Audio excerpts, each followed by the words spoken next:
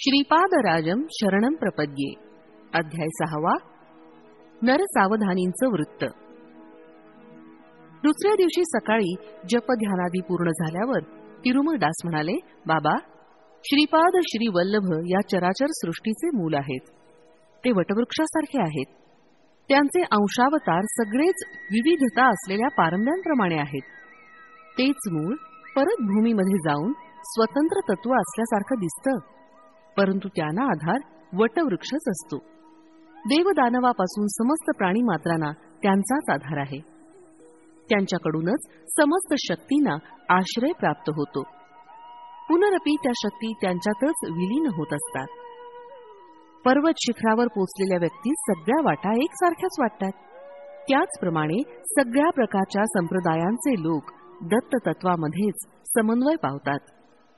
प्रत्येक प्राणीमात्रास कांतीचं एक वलय असतं. मी पीठिकापुरात राहत असताना तिथं एक योगी आला. तो विग्रहाच्या कांती वलयाबद्दल माहिती सांगत असे.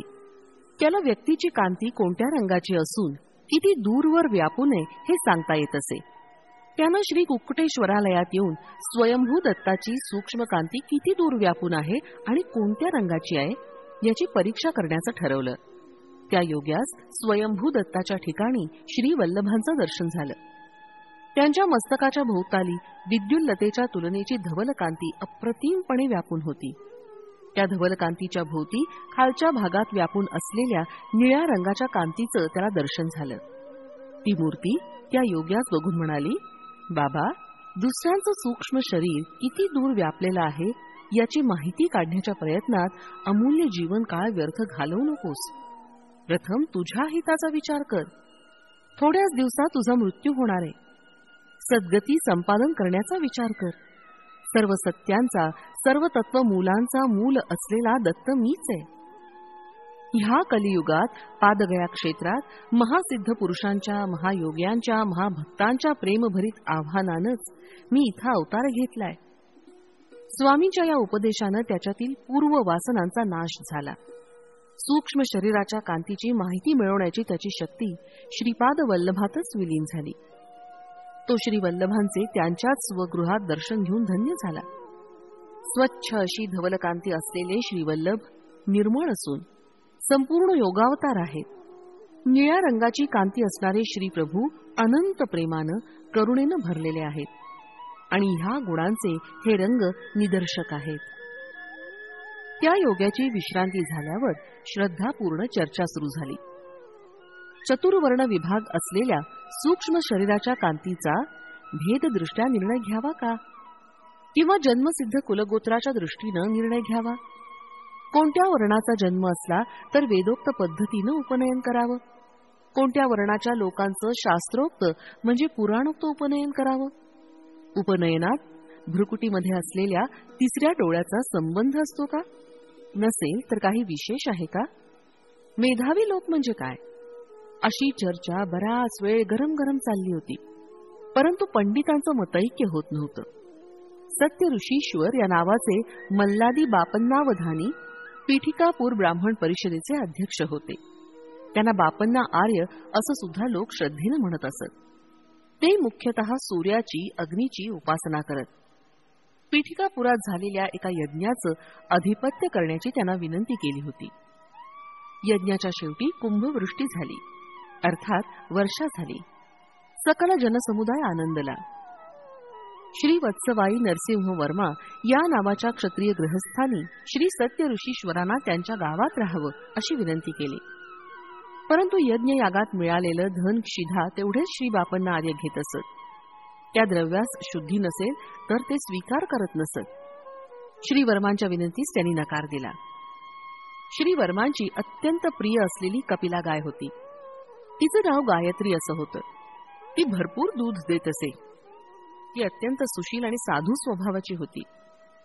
एकदा गायत्री दिसेनाशी झाली, कुठेतरी हरवली, रस्ता विसरली असं वर्तमान श्री वर्मांना कळलं.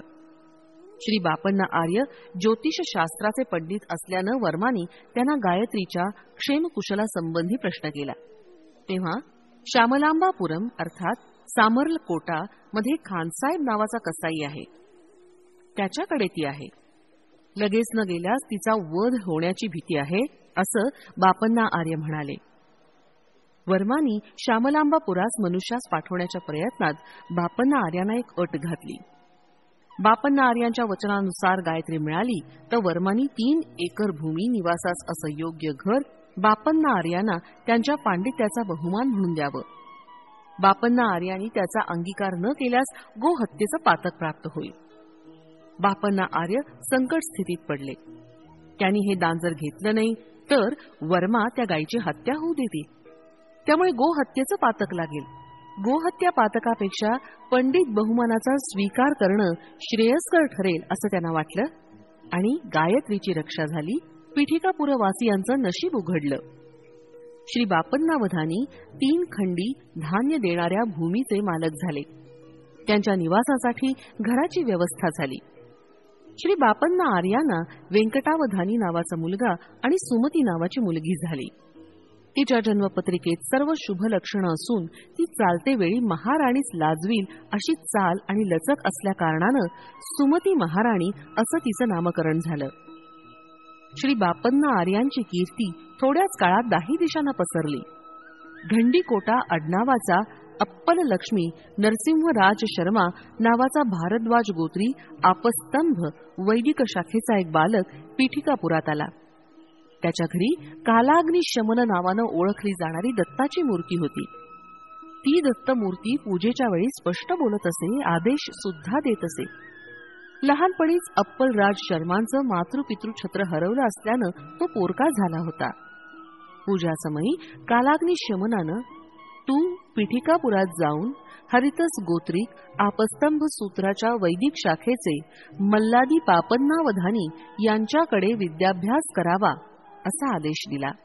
श्री बापन्ना आर्यांनी दत्ताच्या आदेशानुसार आपल्या घरी विद्यार्थी म्हणून आलेल्या राज शर्मास माधुकरी न मागू देता आपल्याच घरात भोजनाची व्यवस्था केली. श्री बापन्ना आर्य शनी प्रदोष समयास शिवाराधना करीत असत. घरातील स्त्रिया शनी प्रदोष दिवशी शिवाचं व्रत करीत असत. पूर्वीच्या काळी नंद यशोदेनं शनी प्रदोष शिवाराधना केल्यामुळेच साक्षात श्रीकृष्णाचं लालन पालन करण्याचा सुयोग घडून आला. बापन्ना आर्याबरोबर सुदैवानं श्री नरसिंह वर्मा, श्री व्यंकटप्पय्या श्रेष्ठी आणि थोडे प्रमुख वैश्य लोक सहभागी होत. श्री कुक्कुटेश्वर स्वामींच्या मुखातून निघालेली वाणी, सुमती आणि अप्पलराजूचा विवाह. एके दिवशी शनी प्रदोष शिवाराधना झाल्यानंतर श्री कुक्कुटेश्वराच्या शिवलिंगामधून विद्युत कांती प्रकाशत होती. त्यावेळी त्यातून वाणी झाली, बाबा बापनार्या, निस्संदेहपणे तुझी मुलगी सुमती महाराणीस अप्पलराजू शर्मास देऊन विवाह कर. त्यामुळे लोककल्याण होईल हा दत्तप्रभूंचा निर्णय आहे. ह्या महानिर्णयाचं उल्लंघन करण्याचा ह्या चराचर सृष्टीमध्ये कुठल्याही व्यक्तीस अधिकार नाही. ही देववाणी व्यंकटप्पय्या श्रेष्ठीला, नरसिंहवर्माला, तिथे असणाऱ्या सर्व जनसमुदायास ऐकण्यात आली. सगळे आश्चर्यचकित झाले. गोदावरी मंडलांतर्गत ऐनविल्ली या गावातील राजवर्माचे बंधुमित्र परिवारास वर्तमान पाठवले. विवाहाचा निर्णय झाला. राजशर्माला घरदार नव्हते, त्यामुळे थोडा विचार चालला होता. श्री व्यंकटप्पा श्रेष्ठी म्हणाले, मला पुष्कळ घरं आहेत, त्यापैकी एखादं मी राजशर्मास देईन. राजशर्मा दान घेण्यास तयार नव्हते. श्री श्रेष्ठींनी राजशर्मांच्या सोयऱ्यांबरोबर बोलून राजशर्माला मिळणाऱ्या वडिलोपार्जित ग्रहभागाची किंमत लावली. ती 1 वराह म्हणजे जुन्या काळातील 1 नाणं असं ठरवली गेली. श्री श्रेष्ठींच्या घराची किंमत 12 वराह निश्चित केली. 11 वराह देण्यास माझ्याकडे 1 पै पण नाही असं राजशर्मा म्हणाले.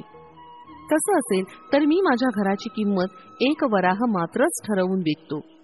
दान घेण्यास तुम्हाला संकोच असेल तर 1 वराह मला देऊन हे घर विकत घ्या असं श्रेष्ठी म्हणाले. श्रेष्ठींनी जे सांगितलं ते धर्मसंमत आहे असा सगळ्यांनी होकार दिला. श्री सुमती महाराणी आणि श्री अप्पललक्ष्मी नरसिंह शर्मा यांचा विवाह महापंडितांच्या वेदघोषानं मंगलवाद्यांच्या गजरात मोठ्या थाटामाटात पार पडला. श्रीपाद श्री वल्लभांचा अवतार अज्ञानाच्या अंधकाराला दूर करण्यासच झाला आहे. त्या कारणानं श्री प्रभूंनी कालदेवतेला, कर्मदेवतेला शाप दिला. त्या शापास अनुसरून अज्ञानांधकाराचं प्रतीक स्वरूप जन्मांध शिशु आणि अप्राकृतिक प्रगतीचं स्वरूप दर्शवणारं लंगडं बालक अशी 2 बालकं राजशर्मास प्राप्त झाली. आपली दोन्ही मुलं अशा रीतीनं अपंग असल्यानं सुमती आणि राजशर्मा अत्यंत दुःखी होते. आईनविल्ली गावात एक प्रसिद्ध विघ्नेश्वराचं देऊळ आहे. श्री राजशर्मा यांचा दुःखाचा परिहार करण्यासाठी त्यांचे नातेवाईक तेथील महाप्रसाद पिठिकापुरात घेऊन आले. सुमती आणि राजशर्मांनी तो प्रसाद आदरानं घेतला.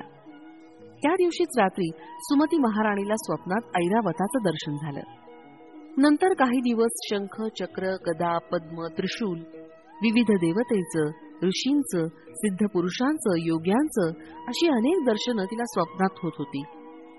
काही दिवसांनी जागृतावस्थेत सुद्धा तिला दिव्य दर्शन होऊ लागलं. डोळे झाकले की पडद्यावरील चित्रपटासारखं दिव्य कांतिमय तपसमाधीत मग्न असणारे योगी, मुनी अद्भुत दर्शन देत. देवतांचं जन्म नक्षत्र आणि सुमतीच्या प्रसव समयाचं नक्षत्रात असलेला संबंध. सुमती महाराणीनं आपल्या पित्यास दिव्य अनुभवाबद्दल सविस्तर सांगितलं. ते म्हणाले ही सर्व लक्षणं महापुरुषाच्या जननाचं शुभसूचक आहेत. सुमती महाराणीचे मामा श्रीधर पंडित म्हणाले, बाई सुमती, रवीचं म्हणजे सूर्याचं जन्म नक्षत्र विशाखाच आहे आणि श्री रामावताराचा संबंध आहे. कृत्तिका हे चंद्राचं जन्म नक्षत्र आहे. ह्याचा आणि श्री कृष्णावताराचा संबंध आहे. पूर्वषाढा या नक्षत्रावर जन्मलेल्या अंगारकाचा श्री लक्ष्मी नरसिंह अवताराशी संबंध आहे. श्रवण नक्षत्रावर जन्मलेल्या बुधाचा बुद्धावताराशी संबंध आहे. पूर्वा फाल्गुनी नक्षत्रावर जन्मलेल्या गुरुचा विष्णू अंशाशी संबंध आहे. पुष्य नक्षत्रावर जन्मलेल्या शुक्राचा भार्गव रामाशी संबंध आहे. रेवती नक्षत्रावर जन्मलेल्या शनीचा कूर्मावताराशी संबंध आहे. भरणी नक्षत्रावर जन्मलेल्या राहूचा वराह अवताराशी संबंध आहे. आश्लेषा नक्षत्रावर जन्मलेल्या केतूचा मत्स्यावताराशी संबंध आहे. तू मला प्रश्न केलेला समय दैवी रहस्याशी संबंधित आहे. कोट्यावधी ग्रहांना, नक्षत्रांना, ब्रह्मांडाच्या स्थितीगतीला निर्देश देणारे दत्तप्रभूच जन्मास येतील असं मला निश्चित वाटतं. दत्तप्रभू हे नित्य वैभव विभूती. आपले दिव्य अनुभव आणि श्रीधर पंडित यांचं मत सुमती महाराणीनं राजशर्मास सांगितलं. तेव्हा राजशर्मा म्हणाले, मी पूजा करते समयी कालाग्निशमन दत्तांना विचारतो. कालाग्निशमन दत्तात्रेयांची पूजा होत असता कोणत्याही माणसानं ती पाहू नये असा नियम आहे. पूजेनंतर दत्तप्रभू मानवाच्या रूपात समोर बसून बोलतात. नंतर परत त्या मूर्तीमध्ये विलीन होतात. हा रोजचा आमचा नियम आहे. सामान्य विषय किंवा स्वार्थभरित समस्या आम्ही दत्ताला निवेदन करीत नाही. त्या दिवशी पूजेसमयी दत्त महाराज प्रसन्न होते.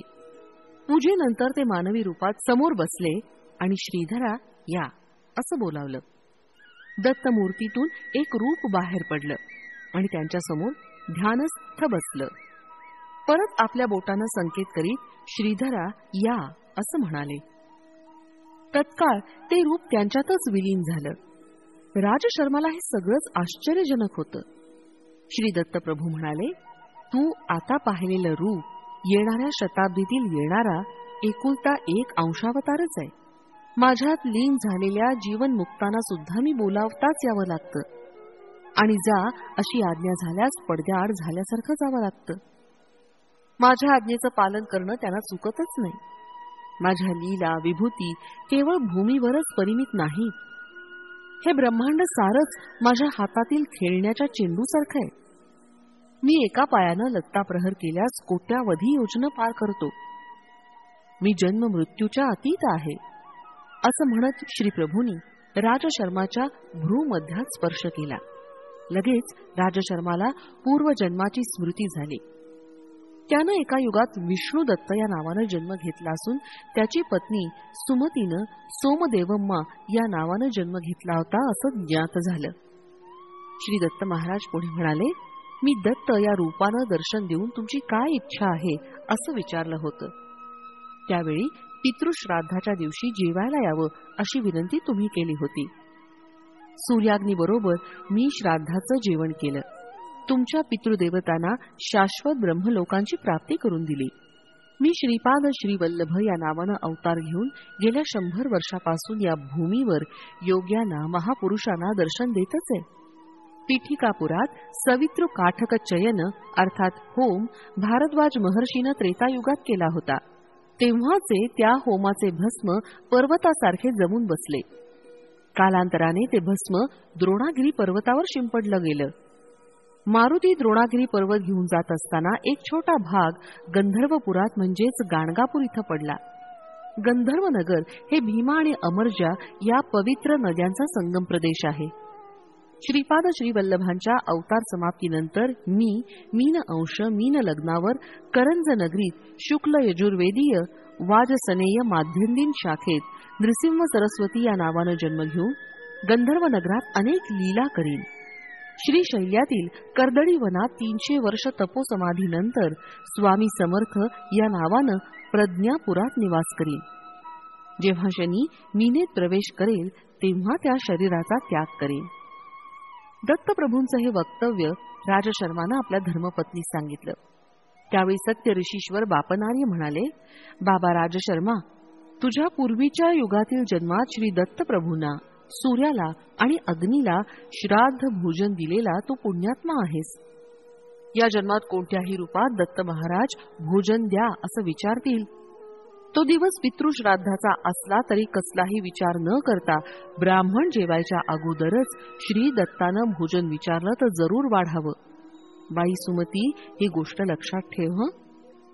बाबा शंकर भट्टा, दत्तप्रभूंच्या लीला अलौकिक आहेत. आतापर्यंत कधीही न ऐकलेल्या आणि अपूर्व आहेत. महालय अमावस्येचा दिवस होता. राजशर्मा पितृश्राद्धाच्या तयारीत होते. दारासमोर भवती भिक्षां देही असा आवाज ऐकला आणि त्या अवधूताला सुमती महाराणीनं भिक्षा घातली. काही मागणं माग असं म्हणणाऱ्या अवधूताला सुमती म्हणाली, बाबा, आपण अवधूत आहात. आपलं वाक्य म्हणजे सिद्धवाक्यच आहे. श्रीपाद श्रीवल्लभांचा अवतार लवकरच या भूमीवर होईल असं विद्वान लोक सांगतात. दत्तप्रभू आता कोणत्या रूपात संचार करत आहेत? या 100 वर्षापूर्वीपासून या भूमीवर श्री दत्तप्रभू श्रीपाद श्रीवल्लभ या रूपात फिरत आहेत असं ज्ञात होत आहे. आपण मला काहीतरी माग असं म्हटलं. मला श्रीपाद श्रीवल्लभांचं रूप पाहण्याची फार तीव्र इच्छा आहे. श्रीपाद श्रीवल्लभांचा आविर्भाव अर्थात प्राकट्य. हे शब्द ऐकून त्या अवधूतानं भुवन दणाणून जाण्यासारखे, भूकंप आल्यासारखे विकट हास्य केलं.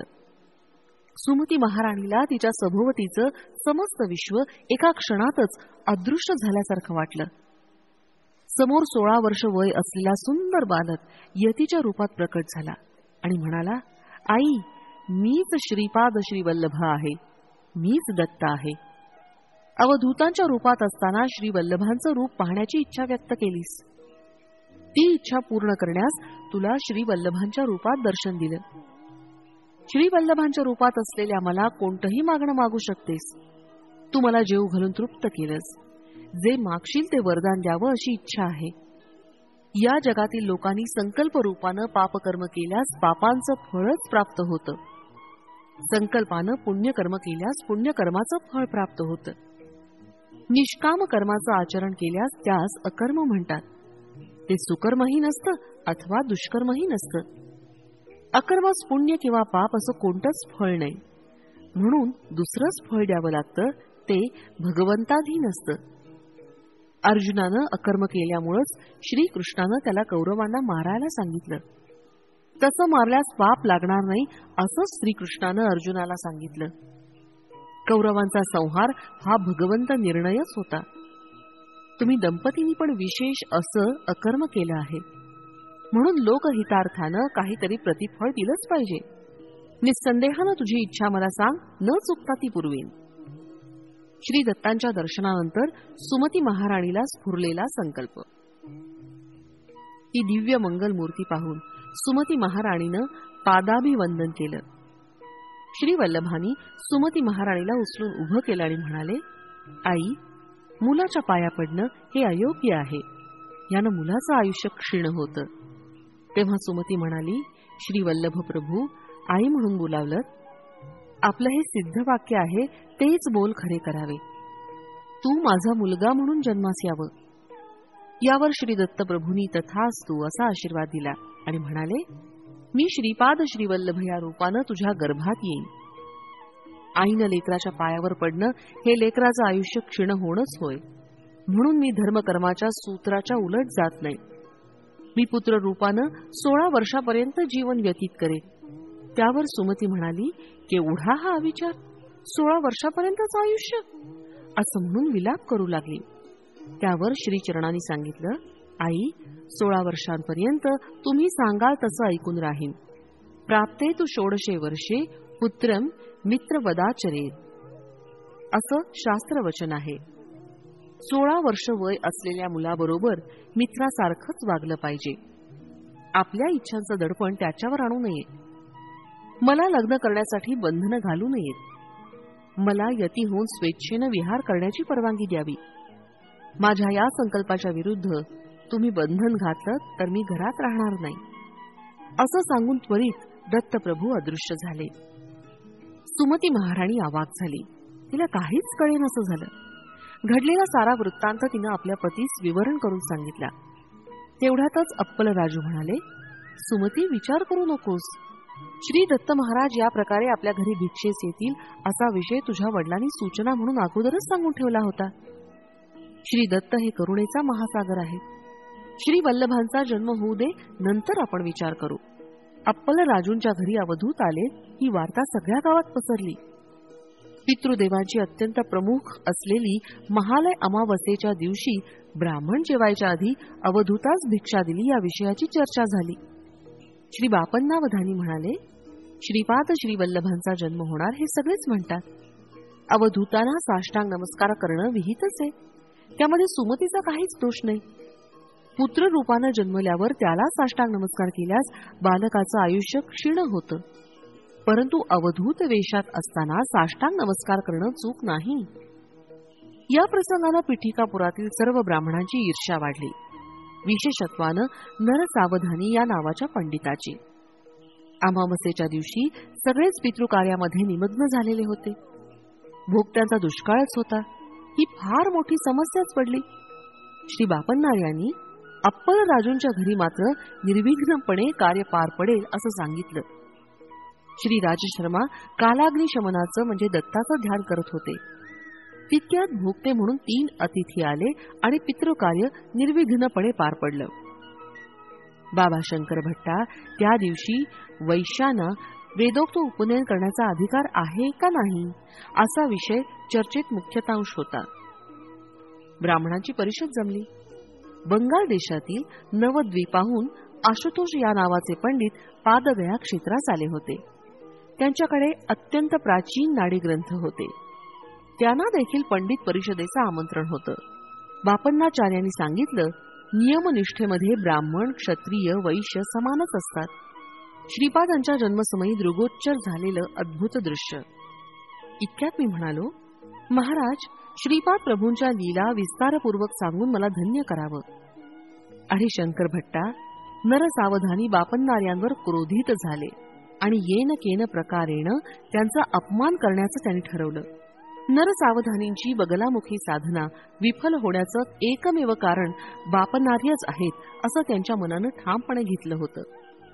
तांत्रिक प्रयोगानं बापन्नार्यानं त्यांची मंत्रसिद्धी निष्प्रभ केली असा कुप्रचार करण्यास त्यांनी सुरुवात केली. नाडी ग्रंथात श्रीपाद प्रभूंच्या अवताराविषयी जे विवरण होतं ते त्यांना विचलित करत होतं. नाडी ग्रंथ हा मूलतः अविश्वसनीय आहे. बापन्नार्यांनी मत्स्याहारी ब्राह्मणास भोजन दिलं हा अनाचार घडला असा नरसावधानी यांनी वाद मांडला. मनुष्य पूर्ण ब्रह्माचा अवतार कदापि होऊ शकत नाही. तर तान्हबाळ श्रीपाद श्रीवल्लभ सर्वांतर्यामी, सर्वज्ञ, सर्वशक्तिमान असे श्री दत्तप्रभूंचे अवतार कसे काय बरं होऊ शकतील? श्रीपाद प्रभूंनी अगदी लहान असताना केलेला प्रणवोच्चार, पाळण्यात असताना केलेला शास्त्र प्रसंग आणि वयास न शोभणारे प्रज्ञेचे प्रदर्शन नरसावधानींना पटलं नाही. एखादा विद्वान ब्राह्मण श्रीपादांच्या शरीरात प्रवेश करून असं बोलतोय असा त्यांनी प्रचार केला. श्री कुक्कुटेश्वराच्या मंदिरात असलेले स्वयंभू तेच खरे दत्तात्रेय आहेत, तेच वर प्रदान करणारे आहेत. या बालकास दत्त स्वरूप मानणं चुकीचं आहे, असा नरसावधानी यांनी सर्वांचा समज करून देण्याचा प्रयत्न केला. श्रीपादांच्या जन्मानंतर सतत 9 दिवसापर्यंत ज्या जागेवर त्यांना निजवत असत त्या जागी एक 3 फण्याचा नाग आपला फणा उभारून बाळावर छाया करत असे. श्रीपाद मातेच्या गर्भातून साधारण बालकाप्रमाणे जन्मास न येता ज्योती स्वरूपानं अवतरले होते. जन्म होता क्षणीच महाराणी सुमती मूर्छित झाल्या. प्रसूतीगृहातून मंगलवाद्यांचा ध्वनी येऊ लागला. थोड्या वेळात आकाशवाणी झाली आणि सर्वांना बाहेर जाण्याचा आदेश झाला. श्रीपादांच्या सान्निध्यात 4 वेद, 18 पुराण आणि महापुरुष ज्योतिरूपानं प्रकट झाले. पवित्र वेदमंत्रांचा घोष सर्वांना बाहेर ऐकू येऊ लागला. थोड्या वेळानं सर्वत्र शांतता पसरली. या अद्भुत घटना बापनार्यांना सुद्धा अगम्य आणि आश्चर्यकारक वाटल्या. श्रीपादांच्या बाललीला. श्रीपाद आता 1 वर्षाचे झाले होते. ते 8-10 महिन्याचे असतानाच त्यांचे आजोबा बापनार्यांबरोबर पंडित परिषदेत जात असत. आजोबा आपल्या नातवाला बरोबर घेऊन जात. नरसावधानी आपल्या घरी राजगिऱ्याचं पीक काढत. राजगिऱ्याची भाजी अत्यंत रुचकर असते. गावातील लोक नरसावधानींना ती भाजी देण्याची विनंती करीत, परंतु ते ती भाजी कुणालाच देत नसत. कुणाकडून काही विशेष काम करून घ्यायचं असल्यास मात्र त्याला ते भाजी देत आणि इच्छित काम करून घेत. श्रीपादांनी एकदा आपल्या आईस राजगिऱ्याची भाजी करण्यास सांगितलं आणि ती भाजी सुद्धा त्यांना नरसावधानींच्या घरचीच हवी होती. परंतु हे काम कठीण होतं. श्रीपाद लहान असतानाच स्वेच्छेनं चालत नरसावधानींच्या घरी जात असत. त्यांच्या घरी शास्त्राविषयी चर्चा करीत, तसंच चित्र विचित्र लीला करीत. पीठिकापुरात एका महापंडिताचा मृत्यू झाला होता. त्या पंडिताचा प्रेतात्मा श्रीपादाकडून विचित्र कार्य करून घेत आहे. या बालकास योग्य ते उपचार न करता बापन्नाचार्य आणि राजशर्मा हे दोघं या बालकाला दत्तावतारी समजत आहेत, असं नरसावधानी सर्वांना सांगत. पीठिकापूर हे पादगया क्षेत्र असून पितृदेवतांचं प्रधान स्थान आहे. विगत आत्म्यांशी संपर्क साधून संभाषण करण्याचं सामर्थ्य असलेले तत्ववेत्ते येथे राहत असत. श्रीपादांच्या शरीरात कोणत्या तरी महापंडिताचा आत्माच वास करत आहे आणि त्यांच्याकडून अगम्य अशा लीला करून घेत आहे, अशी धारणा पीठिकापुरममध्ये दृढ होत होती. तिरुमल दासांवर श्रीपादांचा दिव्य अनुग्रह. तिरुमल दास पुढे म्हणाले, मी मलयाद्रीपुरमहून पीठिकापुरम इथं आलो तेव्हा श्री बापनार्य आणि राजशर्मा यांच्या घरचा रजक होतो. नरसावधानींच्या घरचा जो रजक होता तो वृद्धावस्थेनं मरण पावला होता. त्या रजकाचा मुलगा वायसपूर अग्रहार म्हणजे सध्याचं काकीनाडा इथं निघून गेला होता. त्यामुळे त्यांच्या घरचं रजकाचं काम मला मिळालं. मी लहानपणापासून बापनार्युलूंच्या सहवासात असल्यानं माझ्यातली सत्प्रवृत्ती जागृत झाली होती आणि अध्यात्माची ज्योत प्रज्वलित झाली होती. ज्या दिवशी मी नरसावधानींना पाहत असे त्या दिवशी मला पोटाचा विकार होऊन अन्नग्रहण न करण्याइतकी माझी दीन अवस्था होई. नरसावधानींचे कपडे मी स्वतः न धुता माझा मुलगा रविदास ते धुत असे. सात्विक प्रवृत्तीच्या लोकांचेच कपडे मी स्वतः धुत असे. नरसावधानींचे कपडे मी स्वतः न धुता ते माझा मोठा मुलगा रविदास धुतो ही वार्ता त्यांच्या कानी गेली. त्यांचे कपडे मी स्वतः धुवावे अशी त्यांनी मला आज्ञा केली. ती आज्ञा मानून मी नरसावधानींचे कपडे स्वतः धुवू लागलो. मी कपडे धुत असताना श्रीपादांचं स्मरण करीत असे. मी धुतलेले कपडे घेऊन रविदास नरसावधानींकडे गेला. मी धुतलेले कपडे जेव्हा सगळ्यांनी घातले तेव्हा कोणालाच काही झालं नाही. परंतु नरसावधानींनी ज्यावेळी ते कपडे घातले तेव्हा त्यांना त्यांच्या अंगावर विंचू गोम सरपटत असल्यासारखं वाटलं. त्या कपड्यांमध्ये त्यांचं शरीर अग्नीवर ठेवल्याप्रमाणे पोळू लागलं. नरसावधानींनी मला बोलावलं आणि ते रागानं म्हणाले, कोणत्या तरी क्षुद्र विद्येचा मंत्राचा प्रयोग मी कपड्यावर केलाय. त्या अपराधाबद्दल त्यांनी माझी न्यायाधीशाकडे तक्रार केली. परंतु चतुर न्यायाधीशांनी मला निर्दोष जाहीर करून सोडून दिलं. मी आनंदात घरी आलो. थोड्याच वेळात श्रीपाद प्रभू एका 16 वर्षाच्या युवकाच्या रूपात आमच्या घरी आले. श्रीपाद प्रभू वाटेल त्या रूपात येऊन भक्तांना दर्शन देत असत. मी आश्चर्यानं म्हणालो, महाराज, आपण उत्तम अशा ब्राह्मण कुलामध्ये जन्मलेले आहात. तेव्हा आमच्यासारख्या रजकांच्या वस्तीत येणं काही योग्य नाही. तेव्हा प्रभू म्हणाले, नरसावधानीसारखे पापाचे गाठोडे डोक्यावर वाहणारे ब्राह्मण खरं तर रजकांपेक्षा कमी दर्जाचे असतात, परंतु तुझ्यासारखे ब्राह्मणांची ओढ असलेले रजक त्यांच्यापेक्षा श्रेष्ठच असतात. श्रीपादांचे ते शब्द ऐकून मी त्यांच्या चरणावर नतमस्तक झालो आणि ढसाढसा रडलो. श्री प्रभूंनी माझ्याकडे अमृत दृष्टीनं पाहिलं आणि आपल्या दिव्य हाताचा स्पर्श करून मला उठवलं. नंतर त्यांनी आपला उजवा हात माझ्या शिरावर ठेवला आणि त्याच क्षणी मला पूर्वीचे जन्म आठवले. माझ्यातील योग शक्तींना चालना मिळाली. कुंडलिनी शक्ती सुद्धा जागृत झाल्याचा अनुभव येऊ लागला. श्रीपाद प्रभू हळूहळू पावलं टाकत अंतर्धान पावले.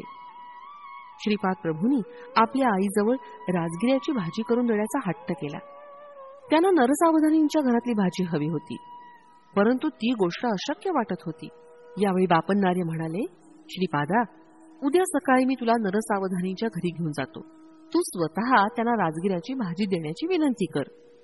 परंतु जर त्यांनी ती भाजी देण्यास नकार दिला तर त्या भाजीसाठी पुन्हा कधीही हट्ट करू नकोस. दुसऱ्या दिवशी बापनार्य बालक श्रीपादाला घेऊन नरसावधानींकडे गेले.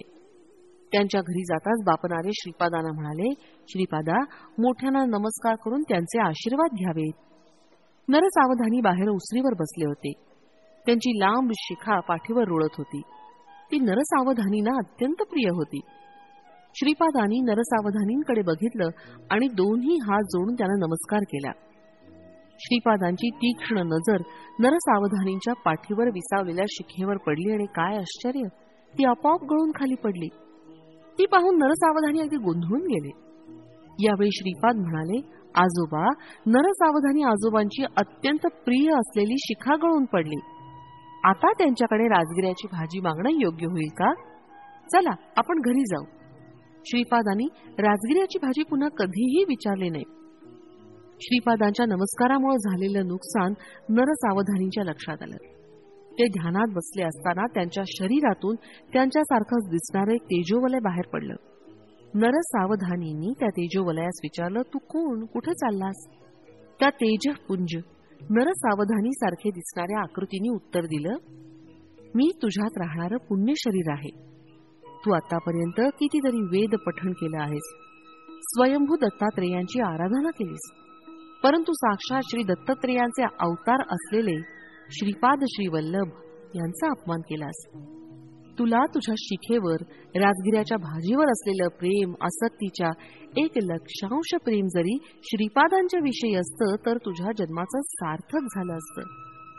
परंतु मोहपाशाने स्वतःच बांधून घेऊन मोक्षाची एक दिव्य संधी तू घालवलीस.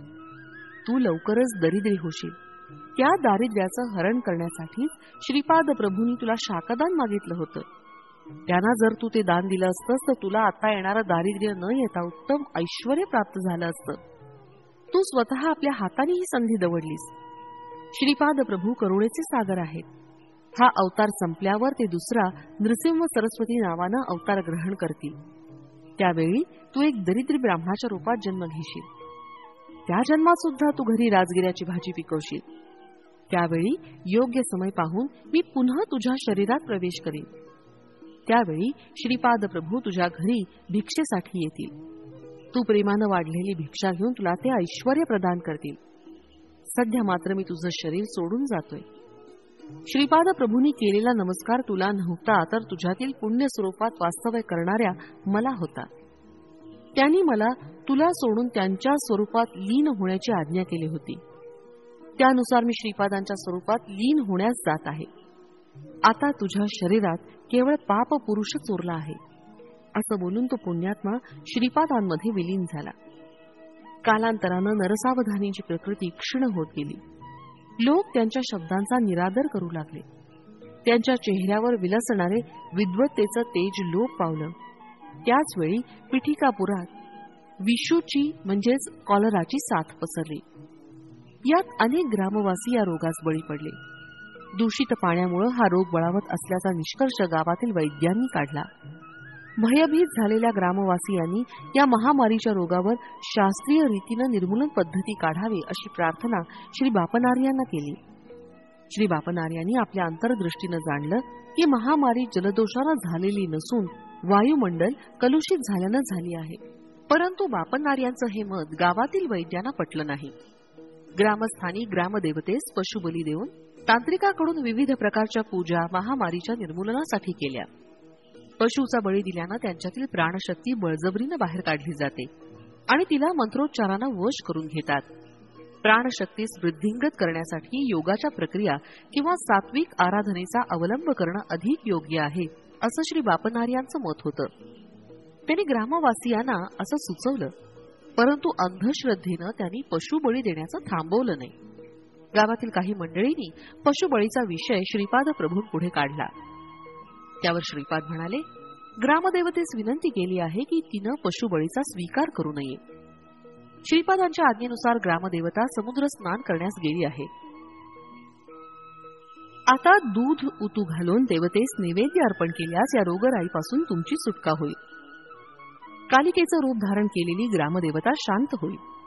ही वार्ता गावातील सर्व लोकांना कळवण्यासाठी एका चर्मकारास बोलावून चर्मवाद्यावर दवंडी पेटवण्यास सांगितलं. दवंडी कोणी पेटायची असं विचारल्यावर श्रीपाद म्हणाले, विषूची रोगानं ग्रस्त वेंकय्या यानं दवंडी पेटावी, असा माझा निरोप त्यास सांगा. हे सर्व ग्रामवासी वेंकय्याजवळ गेले. तो मरणासक्त होता. त्याला हा निरोप देताच तो मूर्छित पडला. एका घटकेनंतर तो शुद्धीवर आला तेव्हा तो पूर्णपणे बरा झाला होता. ही बातमी हा हा म्हणता संपूर्ण पिठापूरमध्ये चर्चेचा विषय झाली. व्यंकय्यानं गावात फिरून चोहीकडे दवंडी पिटली. बापनार्यांनी आपल्या सेवकास पाण्यानं भरलेलं एक मोठं भांड त्यांच्या समोर आणून ठेवण्यास सांगितलं. वायुमंडळातील विषारी किटाणूंचा नाश करण्यासाठी योग्य त्या मंत्राचं संधान केलं आणि तत्काळ हवेतील विषारी किटाणू पाण्यात टप टप येऊन पडले. अशा प्रकारे वायुमंडळ शुद्ध झालं आणि महामारी रोगाचं निर्मूलन झालं. श्रीपादांच्या जन्मतिथीस राजशर्मा पत्नीसह श्रीपादांना घेऊन बाळाचे आजोबा श्री बापनार्य यांच्याकडे आले. ज्या ज्यावेळी बापनार्यांनी श्रीपादांच्या चरणावरील शुभचिन्ह पाहण्याचा प्रयत्न केला त्यावेळी त्यांना कोटी कोटी सूर्याच्या तेजस्वितेचा अनुभव येई आणि ती शुभचिन्ह त्या तीव्र प्रकाशात दिसत नसत. याचं त्यांना राहून राहून आश्चर्य वाटे. परंतु त्या दिवशी उषक्काली साळीच्या कोंड्यावर दिव्य असं पदचिन्ह दिसलं. त्यांनी आपली कन्या सुमतीस विचारलं, बाळ, या कोंड्यावरून कोण गेलं? तुमचा लाडका नातूच इथून गेला. आणि कोण बाबा? सुमतीनं उत्तर दिलं, ते पदचिन्ह 16 वर्षीय कुमाराच्या पदचिन्हासारखं होतं. आजोबांनी श्रीपादांना आपल्या मांडीवर घेतलं आणि त्याच्या चरणकमलांचे ते निरीक्षण करू लागले. यावेळी त्यांना दिव्य प्रकाश न दिसता मीच साक्षात दत्तात्रेयाचा अवतार आहे असं सूचित करणाऱ्या सुस्पष्ट अशा चिन्हांचं दर्शन झालं. त्या दिव्य चरणांचं बापनार्यांनी कौतुकानं चुंबन घेतलं. हा बालक श्री दत्तात्रेयाचा अवतार असल्याचा त्यांचा निर्धार दृढ झाला. त्याच वेळी त्यांच्या मुखातून श्री दत्ताच्या स्तुतीपर पद आपोआप निघालं. त्या दिव्य चरणांच्या दर्शनानं बापनार्यांच्या अंगी अष्टभाव सिद्ध झाले. त्यांच्या डोळ्यातून आनंदाश्रू वाहू लागले. ते श्रीपादांच्या गालावर ओघळले आणि मोत्याच्या बिंदूसारखे चमकत होते. आजोबांनी आपल्या उपरण्यानं हळुवारपणे श्रीपादाच्या गालावरील ते थेंब पुसले. त्यावेळी श्रीपाद म्हणाले, आजोबा, तुम्ही सौरमंडलातून शक्तिपात करून ती शक्ती श्री शैल्यस्थित श्री मल्लिकार्जुन शिवलिंगात आकर्षित केली होती. त्याच वेळी सूर्यमंडलातील ती शक्ती गोकर्ण महाबळेश्वरी व पादगया क्षेत्री स्थित असलेल्या स्वयंभू दत्तात्रेयांच्या ठिकाणी सुद्धा आकर्षित झाली. गोकर्ण महाबळेश्वर क्षेत्रास अधिक शक्तिसंपन्न करण्याचा संकल्प आहे. प्राणीमात्रातून जे अनिष्ट स्पंदन बाहेर पडतात त्या स्पंदनांना माझ्यात लय पावून जे जे साधक आश्रित आहेत त्यांच्या प्रती शुभ स्पंदनांचं प्रसारण व्हावं असा माझा संकल्प आहे. गोकर्ण महाबळेश्वर हे परमेश्वराचं आत्मलिंग आहे. त्याच्या केवळ दर्शनानं मुक्ती साध्य होते. तसंच श्री शैल्याच्या दर्शनानं सुद्धा मुक्तीचं फळ प्राप्त होतं. येथील मल्लिकार्जुनास शक्ती संपन्न करण्याचा संकल्प आहे. तुम्ही सत्यऋषी आहात. मी यतीच्या रूपात होतो तेव्हा आईनं मला नमस्कार केला. त्यामुळे मी अल्पायुषी होणार असं माझं मत होतं. परंतु आईनं मला श्रीपाद रूपात नमस्कार केला म्हणून मी अल्पायुषी होणार नाही असं आपण म्हणालात.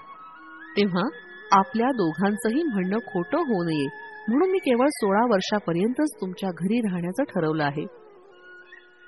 संसार बंधनातून मुक्तीची इच्छा करणाऱ्या मुमुक्षूंना अनुग्रह देण्याचं कार्य पुढे आहे.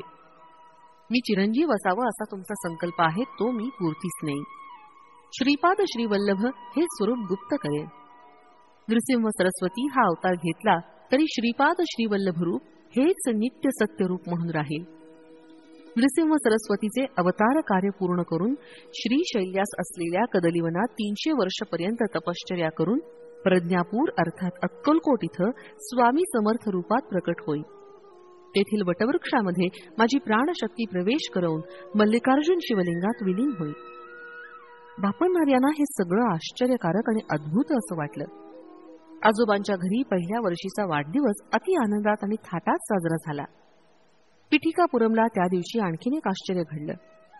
नरसावधानी, देवळाचे पुजारी आणि अजून काही मंडळी कुक्कुटेश्वराच्या मंदिरात दर्शनाला गेले असताना त्यांना तेथे स्वयंभू दत्तात्रेयाची मूर्ती दिसली नाही. मंदिरातील मूर्ती दिसेनाशी झाल्याची वार्ता गावात दावानलासारखी पसरली. नरसावधानीच्या विरुद्ध असलेला एक तांत्रिक मूर्ती अदृश्य होण्याचं कारण नरसावधानीच आहेत असं मोठ्या तावातावानं म्हणू लागला. नरसावधानी शूद्र विद्येचे उपासक आहेत आणि त्यांनीच मूर्ती अदृश्य केली असा प्रचार गावात करण्यास त्यानं सुरुवात केली. पिठापुरमच्या ब्राह्मणांनी नरसावधानींच्या घराची झडती घेण्याचं ठरवलं.